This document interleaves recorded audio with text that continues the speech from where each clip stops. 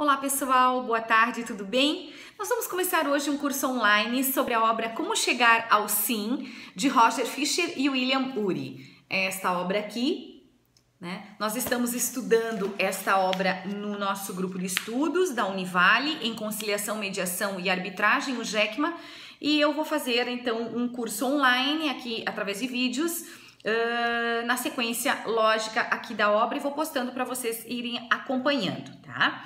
Esta obra ela é dividida em 5 pontos, 5 tópicos. 1, o problema. 2, o método. 3, sim, mas. 4, conclusão. E 5, 10 perguntas que as pessoas fazem sobre como chegar ao sim.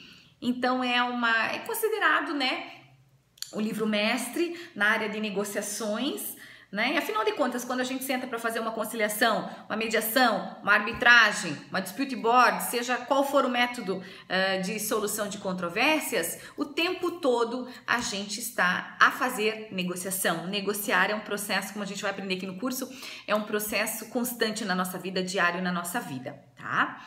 Hoje, em especial, eu vou falar um pouquinho dos prefácios e da introdução dessa obra, qual é o sentido dela e como que os autores colocam o tema negociação na vida, né?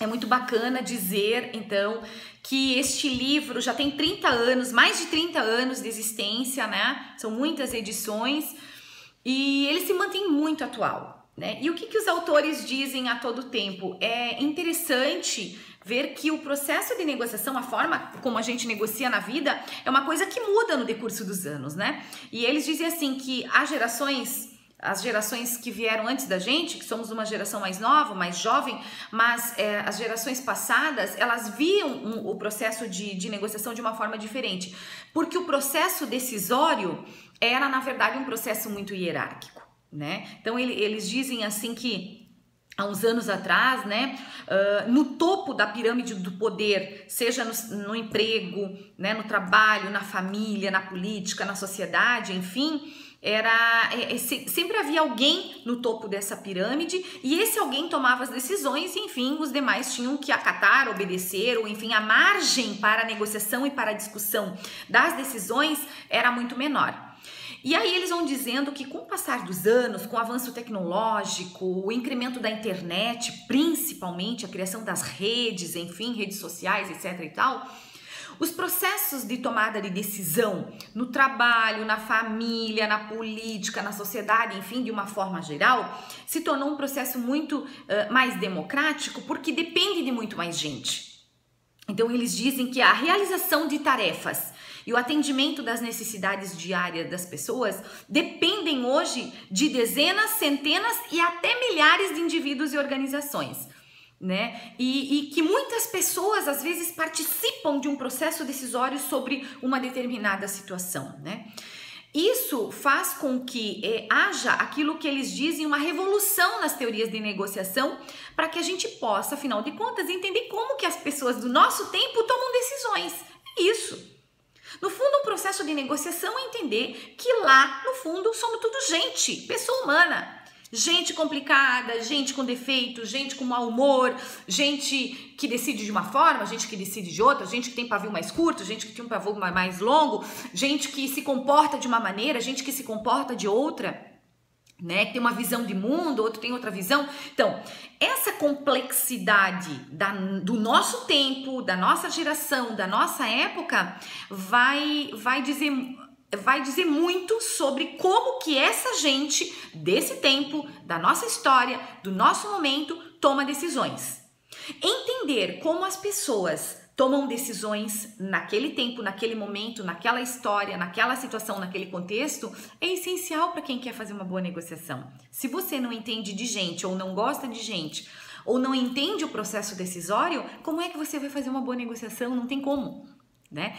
Então, entender essa questão da revolução da negociação é o primeiro ponto dos autores de Harvard, né? E Harvard é uma universidade que entendeu isso muito bem, né? eles entendem muito que o processo de negociação é um processo sobretudo da psicologia, da sociologia, da antropologia, da ciência política, muito mais do que do direito. Então, porque é um processo que acontece aqui, né? No coração, na mente, né? Dizer sim a uma negociação é algo que é um turbilhão na vida da pessoa. E é isso que nós vamos estudar nessa obra. Como chegar ao sim? Por que vamos decidir por um sim ou por um não, né? Ou por um talvez, ou por um parcialmente sim, um parcialmente não. Isso tudo faz parte de uma coisa chamada processo decisório. Então eles dizem isso, né? Primeiro a gente tem que entender o nosso tempo. E depois, eu acho super bonito isso que eles dizem assim, ó. Goste ou não, você é um negociador. Negociação é um fato da vida. Você discute o tempo todo, você, como as crianças, um bebê barganha, né, com um chorinho, por um mamá, por um colinho, uma situação, até um bebezinho barganha, né, tenta negociar alguma situação, né? As crianças negociam conosco, os adolescentes, os jovens. Então, o primeiro momento de negociação já é na família, já é no lar, né? Já é naquele primeiro ambiente. Nós negociamos na escola, com os professores, com os alunos. Nós negociamos com o nosso cônjuge, né? Uma saída para jantar. Nós negociamos o horário de dormir com nossos filhos. Enfim, negociação é um meio básico de conseguir as coisas que você deseja de outras pessoas. Esse é um processo que define negociação. É uma comunicação de ida e volta, né? Para que se chegue a um acordo quando você e a outra parte têm interesses comuns e divergências também, né? Então, esse processo de comunicação, de encontro, é que vai fazer uma negociação, né? E hoje há um número crescente de situações que necessitam de negociação, né?